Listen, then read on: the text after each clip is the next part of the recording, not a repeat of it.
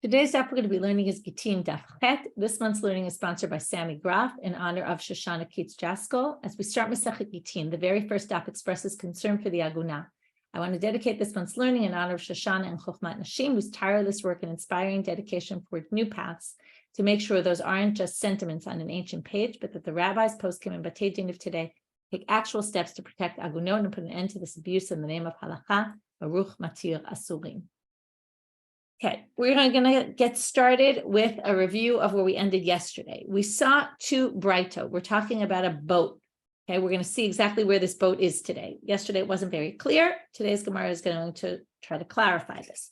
But we have two brighto. I say try to because, again, we're having a debate among Tanaim and then the discussion of the rabbis later about what exactly was the debate regarding. It's not like they know 100%. It's one thing we have to live with when we learn Gemara, that we're dealing with things that we don't always necessarily know. Actually, before I go on, I just wanted to mention that speaking of territories and all that, Shuli Mishkin's article in Flashback was related to yesterday's daf and to a bunch of the dapim today, but we're going to make mention of it, of Akko, the city of Akko. And in terms of the whole interesting thing about the Mishnah having a debate about whether Akko is part of Israel, not part of Israel.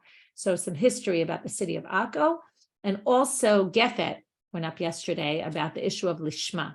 Very interesting shiur from Rabbanit Shimoni about whether, how this issue of Lishma, why is it important? Why did Rabbah think that this was the key issue? Something that we've been discussing for many, many dapim. So definite worthwhile listen. So getting back to our boats now. We have someone on a boat bringing a get, and the boat is, we don't know exactly, but somewhere near Israel.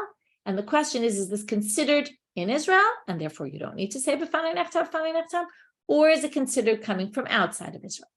So we said there was a debate and a braita. One said yes.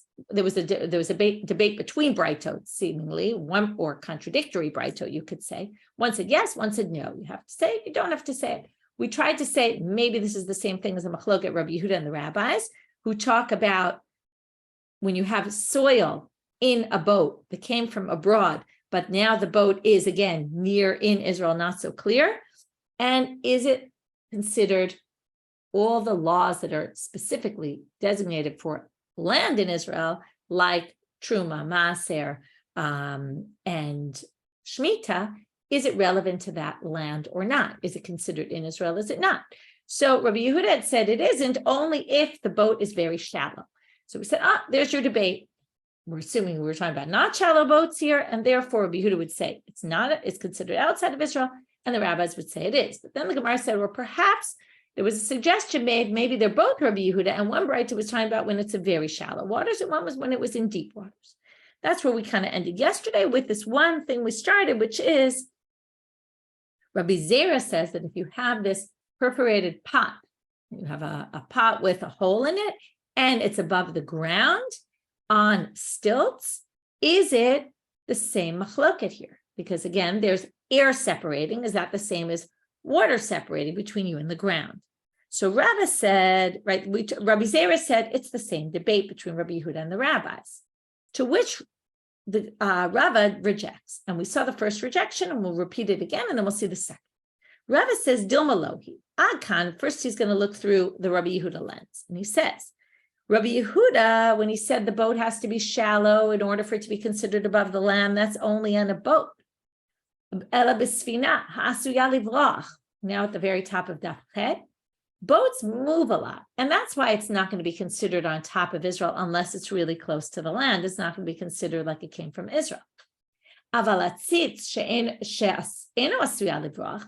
But this plant is in its place. It will always be over the land in Israel, even though it's got air in between. What's the difference? It's still always in Israel, whereas the boat could kind of drift off to somewhere else. Inami, and from the other perspective, if you look through the rabbi's lens, you can also say that they might agree with Rabbi Yehuda. They might take the other side in the boat case, in the plant case. Inami ad kano k'amri Rabbanan ela b'sfina dilo mafsik avira. When it comes to the boat, there's no airspace in between the boat and the ground. Why? The water is like attached to the ground. In other words, what do you have? You have the ground, the water's attached to the ground, and the boat's attached to the water. So there's no airspace in between. De lo mafsik avira, right? And that we said, aval atzitz, de mafsik avira lo. But when you're talking about this plant, there's air in between. So there's a separation. You can't say that that plant is on the ground. Whereas you could theoretically say the boat is on the ground because the boat attaches to the water to the ground. I was thinking about it, it's kind of like saying the air is nothing, even though we know air actually is something also, but it's viewing air as basically empty space, whereas water is not empty space. So therefore, he says that even the rabbis theoretically wouldn't think that it's the same machloket. So Rabbi Zera tried to say it's the exact same thing as this plant on stilts, is the same as our boat case. And then we saw from both perspectives, both Rabbi Yehuda and the rabbis, theoretically, we don't really know, but theoretically they could hold different positions when it came to the plant. So Rava rejects Rabbi Zera's suggestion. Now we're going to get to where exactly is this debate about, this debate we're having about how we treat the waters. What waters are we discussing? Rav Nachman bar Yitzchak Amar, Benaharot de Eretz Yisrael. You're talking about rivers in Israel. Nobody disagrees. That's clearly considered Israel. You have a boat. It's within the territory of Israel. It's surrounded by land of Israel. That's clearly considered like the land of Israel. The big debate is the Mediterranean. And here we really get into a territorial water discussion, right? A big debate that goes on nowadays always with whose water belongs to. We talked about this yesterday, right? The issue of the gas in Israel. And many other countries fight over this, whose water is who. And here we're going to have a big debate. And you might be kind of surprised by the opinions. Now, you have to remember, this isn't territorial waters, what belongs to us, and we're going to claim it doesn't belong to anyone else. That's not what's going on here. So it's not, so if you're going to be very surprised by one of the opinions, don't be so shocked, because it's not like they're fighting over this land with some other country. What they're saying is, and this is actually what we're going to quote right now, is a Tosefta in Trumot.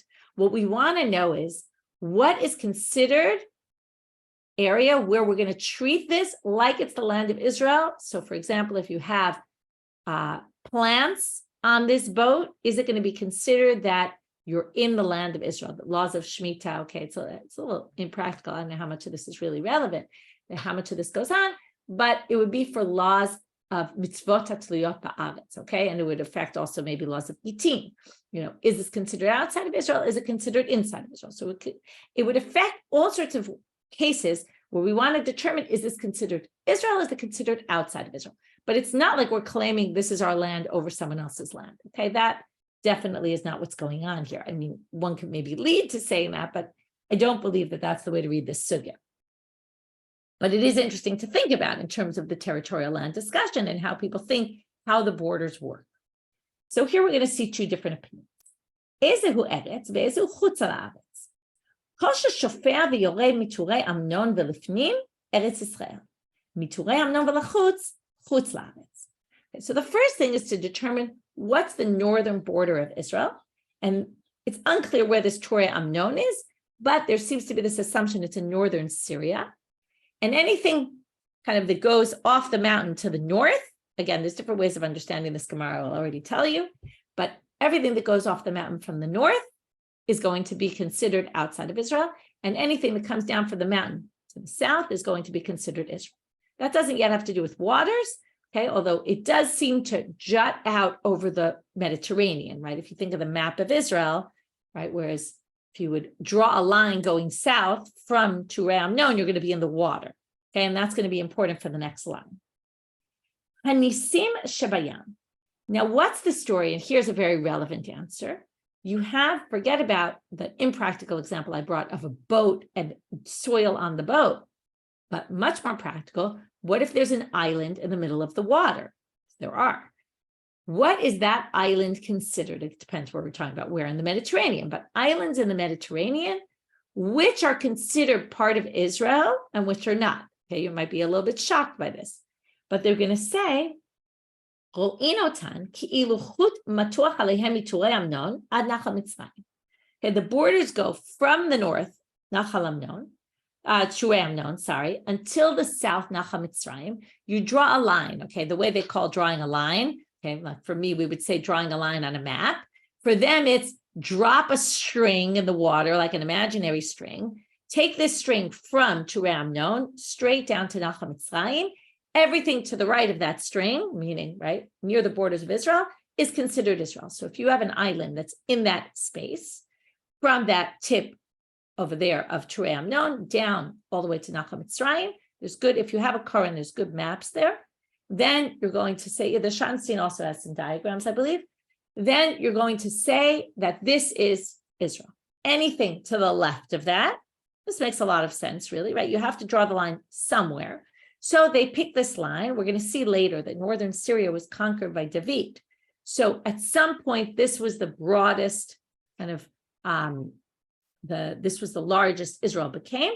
So anything, if we're going to be strict when it comes to mitzvot liot ba'aretz, we're going to say you have to take truma, you have to take maaser. Again, no one's claiming this is our territory, we're going to take it away from other people.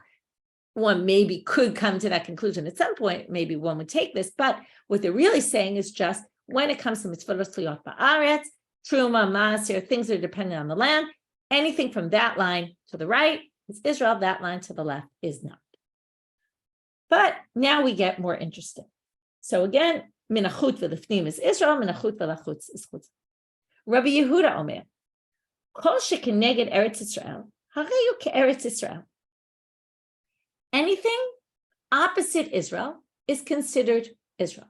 What does this mean? Shenemar. First, let's see. We'll explain it a little better in a minute. So let's just hold off. It says in the Torah, ugvul yam. Okay, it talks about the boundary in the water.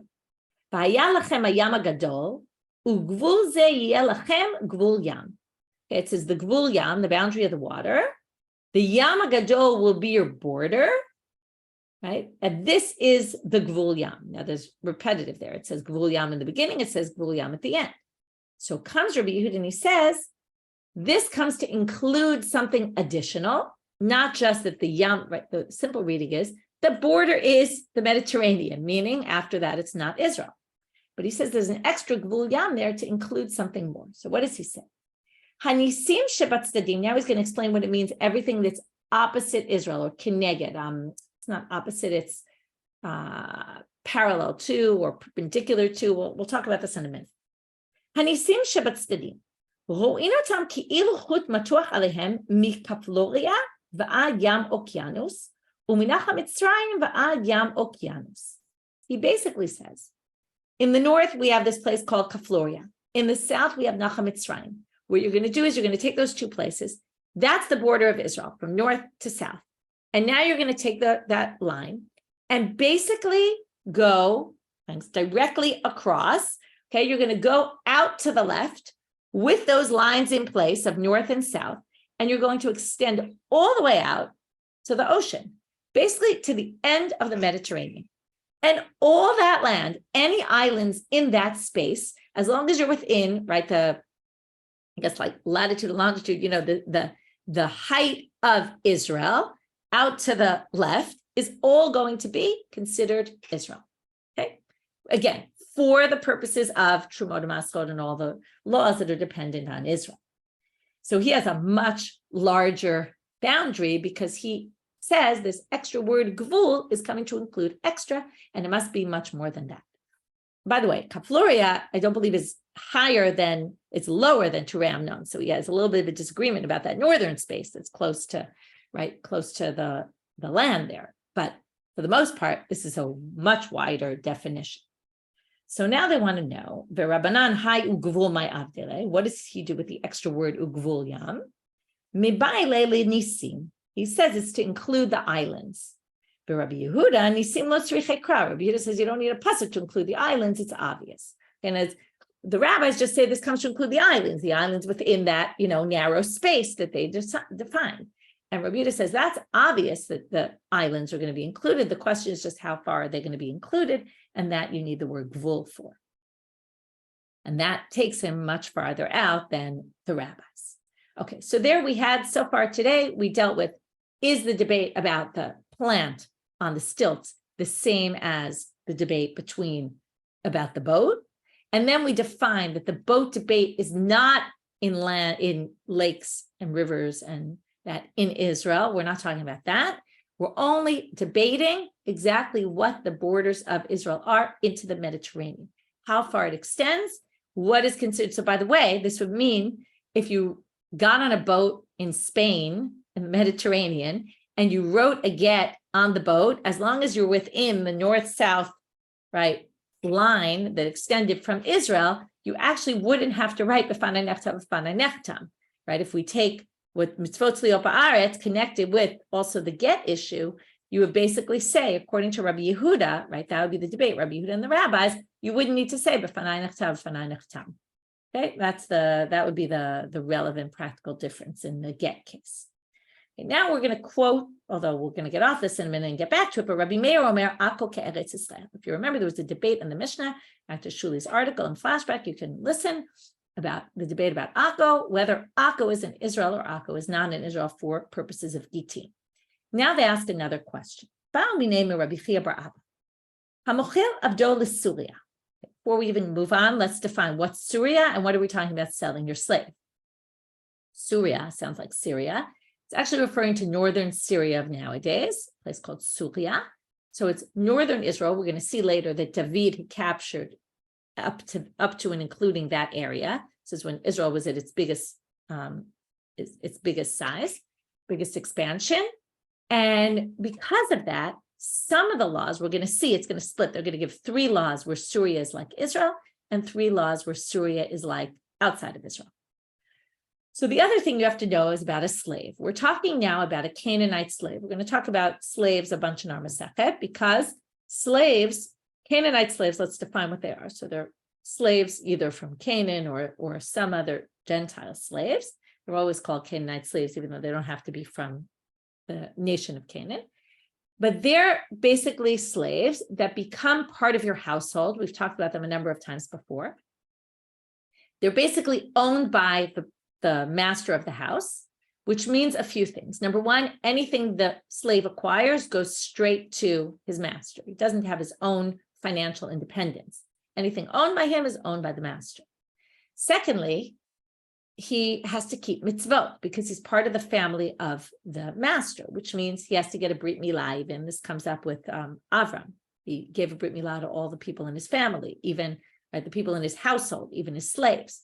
So that means they all have to have a brit milah. They become somewhat Jewish. Okay, it's like a kind of in-between stage. They can't actually marry a Jewish woman, but they are Jewish for the purposes of they keep the mitzvot. They just don't have to do time-bound commandments, like women are exempt from them. They're also exempt.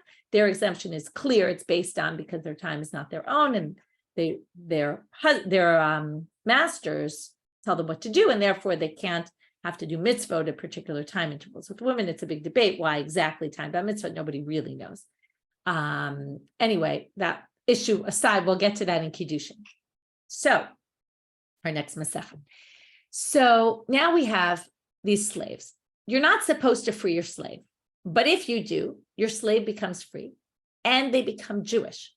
Okay, they're full-fledged Jews. It's basically a complete Jew. And so now we're going to talk about, what if you sell, there's certain things that actually, so first of all, how do you free your Eved?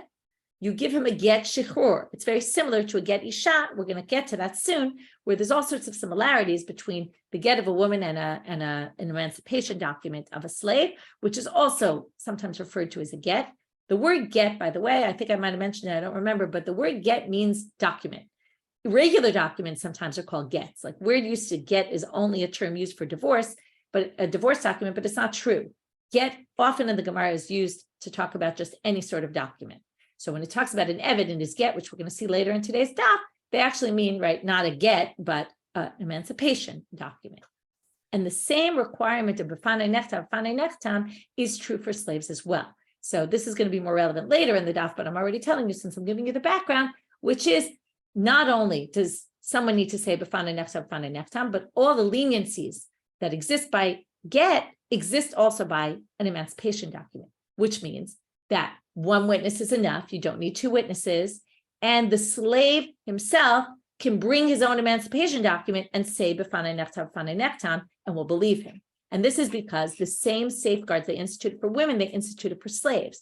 Why is that? Because again, there's concern the husband might change his mind and might claim, oh, I didn't really mean it.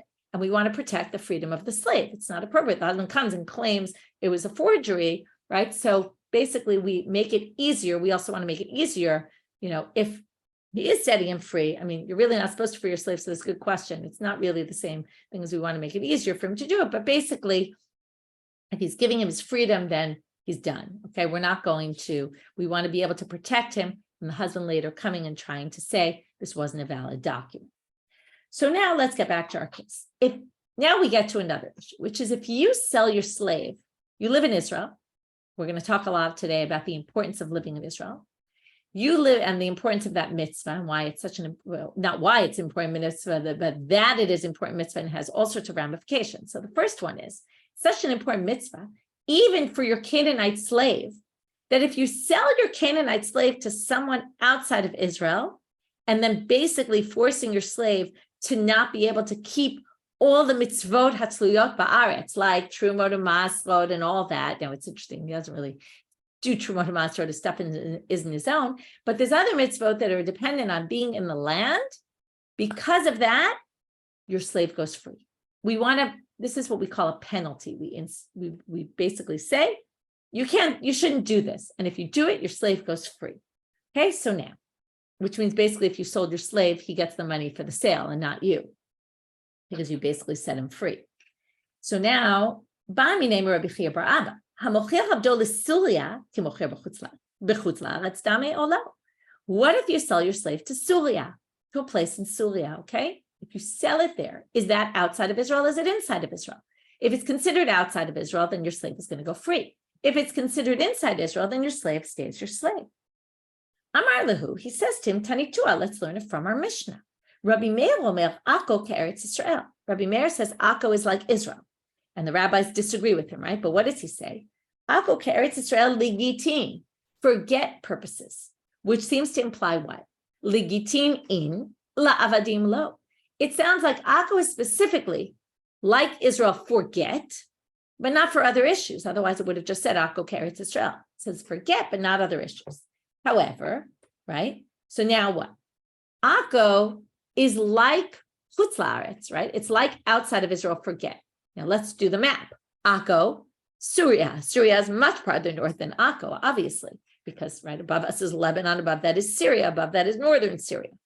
So Suria and all the more so Suria is going to be considered like outside of Israel for this purpose. So if you sell your slave to Suria, it's considered outside of Israel, and that is proven from our Mishnah. Since we're on this topic, they bring a braita about 3 ways that Suria is like Israel and 3 ways that it's considered like outside of Israel. Tanu Rabbanit, b'shlosha darachim shavta Suria le'eretz Israel. In 3 ways it's like Israel. Ubishlosha lechutz la'aretz, and 3 like outside of Israel. Here's your siman to remember. Av bal rak. If you want to remember that. Ayin. Afbara tamei kechutz la'aretz. We talked many times about the land outside of Israel. The rabbis declared rabbinic ordinance. It's tamei. Okay. Any land you go to in Israel is impure. If you might remember, we had a whole debate last time we learned this. Is it mishum gusha? Is it because of the ground? Because we're worried there's dead bodies in the ground, and therefore it really only relates to coming in contact with the ground. So, for example, you might remember if you went into Israel, outside of Israel, in a box or a trunk or some sort of closed way in which it protected you from being above the ground because you're in something that protects from the impurity getting to you, you actually wouldn't be impure. But if you say it's mishum avira, because of the airspace, then it doesn't matter if you go into Shidat Teva Midah. Now, what does it mean? Perhaps the reason is Mishum Avira, because the rabbis wanted to deter people from going abroad. This again goes back to that issue of Israel is a very special place. We don't want people leaving Israel. So let's just make it that we say anyone who goes there becomes impure, and that will deter people from going to Israel. So we had this debate. We're going to get back to it today. Right now, we're just learning simply. It's considered like outside of Israel in terms of the ground or the tumah, the impurity. If you sell this is our case. if you sell your slave to Suria, it's like you're selling outside of Israel and your slave will go free. Hamevi get misuria, kemevi michutz laaretz. If you bring a get from Syria, it's like bringing to chutz laaretz. So from chutz laaretz, sorry, you bring it from Suria. So if you bring a get from there, you have to say b'fanai nechtav u'b'fanai nechtav. It wouldn't be like Israel. However, okay, and those are pretty clear. The next three are going to be pretty unclear, and we're going to have to go through them one by one. Ub'shlosha le'eretz Yisrael, in three ways, it's like Israel. Hayevet b'ma'aser u'b'shvit k'eretz Yisrael. The land there, all the mitzvot that are dependent on the land, the tithes and shmita, all of that is like Israel. So if you have a field there, all the laws of Israel apply there. If you want to go there in a way that you will remain pure, you can. We'll get back to this. Turning now to Amabed, if you buy a field in Syria, it's like you're buying in the area of Jerusalem. What on earth does that mean? We have no idea. If you look at Rashi says, they're going to explain this meaning. Don't worry that you don't understand it. We'll figure this out soon. Now we're going to go one by one. So that's the end of the Braita. Now they're going to explain the Braita. Hasavar, the author of this Braita, held, kibush yachid shmei kibush. The conquering of an individual, which is David HaMelech, is considered kibush. In other words, there was a whole debate always how to view this expansion of the borders that David HaMelech did. Does that mean that all the laws of Eretz Yisrael that we know of Eretz Yisrael applies to this? Do we go by the borders set out in the Torah? Do we go by the borders in the time of Joshua? Do we go by the borders where they came back in the time of Ezra? Do we go by the borders where David expanded? There's always this big debate. So the opinion, the author of this Braita, who says that the laws of the land of Israel apply to the land in Syria, basically hold, obviously, the laws. It's based on the conquering of David is also considered part of the conquering of the land in terms of sanctity of the land and has the sanctity, and therefore the laws apply. Item number 2. If you want to go there with impurity, you can. But how does this work? Didn't we just say that the ground is impure, just like all the other nations, all the other countries? Now, how does this work? It works. You can go into Suria and stay pure if you go in a box, in a closet, something like that. Now, why is this?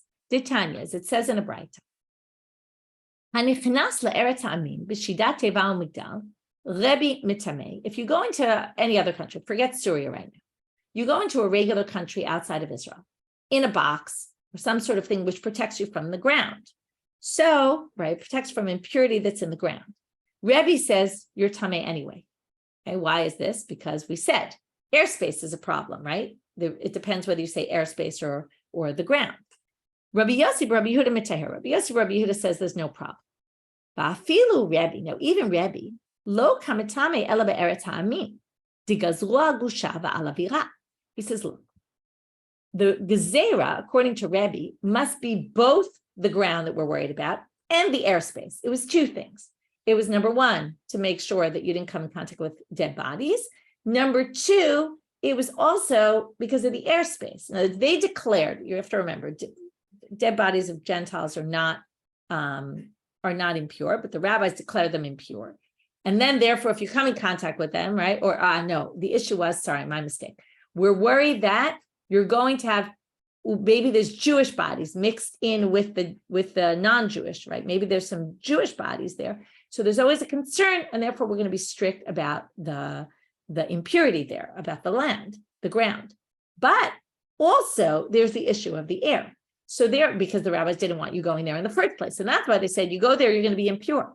So therefore, any country you go into, you're automatically impure. It doesn't matter if you go in this box. And yes, I saw you were asking in the chat, did we learn this? Yes, we learned all of this already, not so long ago.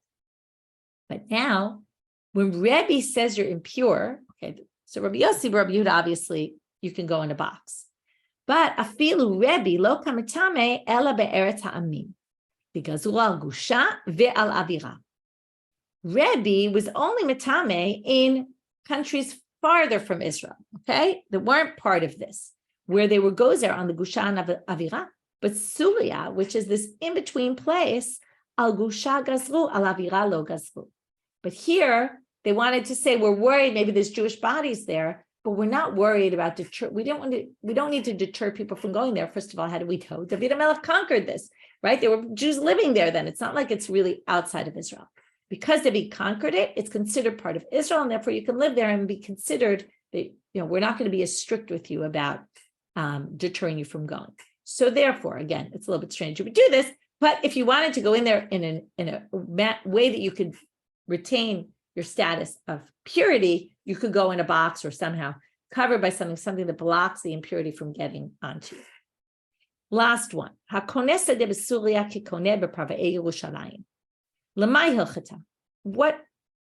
is this halacha relevant? Amar Rav Sheshet, lomar shekotvim halav ono afilu b'Shabbat. There's a big important halacha about buying land in Israel. Buying land in Israel from Gentiles is very important mitzvah. And therefore, if you're purchasing land from someone, and let's say you ran out of time and you didn't sign the contract before Shabbat, or you didn't finish it, so you can write the contract even on Shabbat. This sounds very radical. Writing is one of the 39 melachot. How could we possibly allow you to write? Which the Gemara also says, what are you, crazy? On Shabbat, you can write just to buy land in Israel? So, you can tell a Gentile to do this for you. You might remember in Masechet Shabbat, we learned all about this issue of amira la'akum. Generally, you're not allowed to tell a Gentile to do something for you. There's particular exceptions. Even hinting, which people do, right? This is what we call a Shabbos goy, is permitted only in particular circumstances. There's ways to do it. It's not as simple as it seems, but there are ways to do it. But actually telling a Gentile to do something for you is definitely forbidden by rabbinic law. So comes the Gemara and explains, just like Rava said somewhere else, that you can tell a Gentile to do something for you. Okay, it's not clear where this somewhere else Rava said it. Rashi points out, his opinion is it's in Masechet Shabbat Daf Kuf Kaf, where the context is a sick person whose life is not in danger, but needs something because they're sick and they want to feel better. They're allowed to tell a Gentile to do something for them. So hachanami omer lo ve'kochavim ve'oseh. So likewise here, if you didn't write up the contract yet, you can tell the Gentile, and the Gentile can write it for you on Shabbat. So of course, you can't write on Shabbat, but it's so important, this mitzvah, to settle the land of Israel. What are we worried? We're worried the Gentile will change his mind after Shabbat, and he won't be able to do it anymore. Some people even go so far as to say you can finalize the sale even on Shabbat. Okay, that's a debate. It's a debatable point here. Even though it's a shvut means it's forbidden on a rabbinic level, mishum yishuv eretz Yisrael lo gazer Rabbanit. Because of the importance, here we go back to the importance of settling the land of Israel, the rabbis didn't institute their ordinance in that situation. We always remember we have, because they wrote the Rabbanan, sometimes they're limited in scope. Sometimes they don't apply to uncommon cases, right? We usually say, oh, the rabbis didn't make their gzera. They only make it in regular cases, not cases that are very rare. Also, they don't make a gzera. There's another example where the community can't stand up to the gzera. Right? It's going to be too difficult for people to keep, or they didn't make the gzera when there's something important pulling in the other direction. In this case, the mitzvah of settling the land of Israel is so important. Therefore, they allow you to do it, even if you have to tell a Gentile to do it, because that's only rabbinic. So we finished that section. We got to here, again, because we were talking about the borders, right? Akko. Then we said, how could Suria be, right, considered if you sell your slave to Suria? What's it considered? They prove from our Mishnah. If Akko, there's a debate about when it comes to get, obviously north of Akko for sure is not going to be like Israel for other issues, like slaves, for example. So it's really like chutz la'aretz, your slave will go free. And then we said, by the way, this is one of three areas where Suria is considered outside of Israel. However, there's three ways that Suria is considered inside of Israel. So if you're buying land in Syria, it's like settling the land of Israel. You can even have a Gentile write the contract for you on Shabbat. Fascinating. New Braita. Now we're talking about a slave, and all the things I told you about emancipation of a slave are now going to be relevant. Tanu Rabbanan. Eved shehevi gito. An Eved brings his own document, meaning his own get, which is his own emancipation document. V'katuvbo, and it says, and basically the point is, and he says, b'fanai nechtam, which we allow for the purposes of his shiur, his freedom. But katuvbo, it says more though. It says in the document, atzmecha, yourself, unichasai, knuyim lecha. The master wrote to the slave, yourself, meaning, right, your own freedom, you'll be your own, and all my possessions will be yours. Okay? He writes all of his possessions to the slave. Atzmo kana, so the slave gets his freedom by saying b'fanai nechtav u'b'fanai nechtam, but nechasim lo kana. But the property does not become his. Why not? Unless somebody verifies the signatures. Because we allow b'fanai nechtav, b'fanai nechtam in a get of a woman, in a get of a slave, in a shtar shiur, what we call it, in the emancipation document, because we want to make sure the husband doesn't come and claim, or the owner doesn't come and claim, this isn't true, it's a forgery. And we want to make it easier for them. So we allow one witness and even the person themselves to say it. However, that's not true for financial arrangements. In order for the financial arrangement to take place and the money to really go to the slave, you have to verify the signatures with two witnesses. It wouldn't be enough that he says this. So basically, he gets to go free. He gets his own freedom from this document, but the money that the master is offering him does not go to him unless he brings witnesses to verify. Now they ask the question about a little bit of a different language, but a similar case. If the owner says, the master, all my possessions are acquired by you. Now, among all his possessions is the slave himself. So now we have one statement which includes both his freedom and the money. Now, we said already the money can't go without having kiyum shtarot, without having signatures.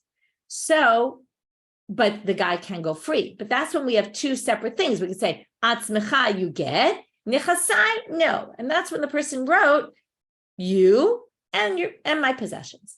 But if you say all your possessions, which also includes himself and also includes the money, can we split that or not? And here we're going to have a debate, Rava and Abaye. And you'll see after Abaye here's Rava, he's actually going to switch positions. We're going to see in the end 3 positions. First, Abaye is on one end, then Rava is going to be in the middle, and Abaye is going to switch to the other end. Amar Abaye, mitoch shekanatzmo. Look, if he says b'fanei nechtam, b'fanei nechtam, so within kol nechasai is the slave himself. So he gets his freedom, and therefore kanan nechasim. Well, we're not going to split this term. So since he already gets, with all of his nechasim, he gets part of that, which is himself. Therefore, he also can get all the other possessions. Amarle Rava. Rava says, what are you talking about? Bishlam atzmo liknei. I get you can try to claim he gets his own freedom. Midi to have a get isha, just like the get of a woman, that b'fanei nechtam by the person themselves is sufficient. But ela nechasim lo likni, midi to have a kiyum shtarat alma. But how can you offer him all this? You give him all this money. You need kiyum shtarat in order for money to change hands. You can't do that. Hadran Amar Abaye. So Abaye says, fine. If you think that you can't get the money, then I actually think you can't get anything. Mitoch shelo kana nechasim lo kana atzmo. Because you can't acquire the property, so he doesn't acquire himself. He basically says, I think this all goes together. So first I thought he can get everything, but if you're going to tell me he can't get the money, because that's not enough proof to get the money, take money out of someone else's hand, at least we should say, right, then we're going to go the other way. If he can't get the money, then he can't get his freedom. Now Rava, Amalei Rava, Bishlama nechasim lo likni. Rava says, no, that's not what I think. I understand the money he can't get, but midi to have a kiyum shtarat alma, just like anything you need to. Ela atzmo likne midi to have a get isha. Okay, before he was kind of suggesting it as a counter to Abaye. Now he's actually saying, but no, I think that really we're going to split. We're going to say the money he doesn't get, but the freedom he does get, even though it was all in one term, right? All my possessions. We're going to split that word. All my possessions is going to say your freedom. Yes, you yourself, which was owned by me, you will get, but the rest of my possessions you can't get. And therefore, Ela Amar Rava, and here he says it straight out, not just as a response to Abaye. Echad zeh v'echad zeh, which is a reference to both cases we saw. The one in the Breita where he said atzmecha unichsayai, right, where we could more easily see that it could be split. Yourself and my property. So again, we're going to give him himself, not the property. But also the case of kol nechasai, all my possessions, according to Rava, atzmo kana nechasim lo kana. We can split it. Okay, this is what the Gemara is going to say in a minute. Sounds like, or comes up in other places, pagin and dibure, which is sometimes we accept part of what a person says and not the other part. There's actually debates about whether we can do this or not. Okay, where there's some things that we can't accept for whatever reason, but we can't accept the other half of what you're saying. Do we say, well, we reject this, so we're going to reject the whole thing, or we can split. We can accept this without accepting that. So right now, we're going to see the Amar le Rav Ada bar Matna le Rava Kiman ki Rabbi Shimon de Amar Pagin and Dibure. Is it because you hold that we can split somebody's words? And we're going to start. We're not going to actually see that opinion yet, but we're going to start a Mishnah, which a Mishnah in a Mishnah in Pe'ah, Mesechet Pe'ah, about Ditnan hakotev kol nechasav la'avdo yatsa ben chorin. If you write all your possessions to your slave, he goes free. Okay. This doesn't have to do with b'fanei nechtav, this Mishnah. This is just saying, if you say all my possessions go to my slave, he himself, it buys his freedom, because basically you're giving him himself in that. However, according to Tanakam, and this is not the opinion we're looking for, because he said, right, you hold like Rabbi Shimon, that's going to be in tomorrow's daf. Shiur karka kol shehu lo yatsa ben chorin. If somebody says to their slave, I'm giving you all my possessions except for a little bit of land, your slave doesn't go free. Now, this is a little strange. You said except for a little bit of my land. You didn't say except. If you say except for a little bit of my stuff, then maybe the little bit of the stuff is the slave, and then the slave can't go free, because if it could be he's keeping over the slave, and if he's keeping over the slave, then anything that goes to the slave goes directly to the owner. That makes sense. Here, he's saying, I'm leaving over a little bit of land. Now, the slave is not considered land, so why? Well, the rabbis say if he says, I'm giving you everything except a little bit, maybe he's just toying with him, and he's just trying to tease him, and he doesn't really mean it. And therefore, he doesn't go free at all, because we don't think the owner really means what he's saying. But that's the rabbis. We're going to see Rabbi Shimon in tomorrow's daf, which is going to have the position, the Pagin and Dibure, we split it, and then basically that goes back to what Rav Ada bar Matna said to Rava. Is it that you hold like Rabbi Shimon that we can split his words? And we'll see that in tomorrow's daf. So quick review of today's daf. We started with connecting the Atzitz Nakuv discussion, right? The Atzitz, the perforated pot that was on stilts, is that like the boat case? Then we moved on to talk about what is this debate in the waters. We're talking about a debate in the waters of the Mediterranean, and where exactly are the boundaries? And we brought a debate about mitzvot that are dependent on the land, but assuming that it's the same debate here by b'fanei nechtam. Then we talked about Suria. From there, we got into three things where Suria's northern Syria, again, is like Israel, and three ways where it's not like Israel. And then we had to explain the three ways it's like Israel. What do each of those cases mean? And then we moved to this slave that brings his get, and we distinguished between two different languages. If there was a distinction between his freedom and the property, we can distinguish and say, b'fanei nechtam gives him the property, but he can't gives him his freedom, but not the property, because that really needs two witnesses to verify the signatures of the two witnesses to prove it's not, that the document is valid. Like remember, rabbinically, they said you have to validate signatures. But then we had this other case of kol nechasai k'niyim l'cha. If you use the language of all my possessions will be yours, can we split that and say you get your freedom, but you don't get the money? Or according to Abaye, no, it's either all or nothing. First, he thought it was he gets all, and then after Rava said he can't possibly get the property without validating the signatures, so Abaye switches to the other side and says it must be you get nothing. And then Rav Ada bar Matna wanted to figure out what's Rava's basis for splitting. Is it because of this concept of Pagin and Dibure? And we'll continue this discussion tomorrow. Have a great day, everybody.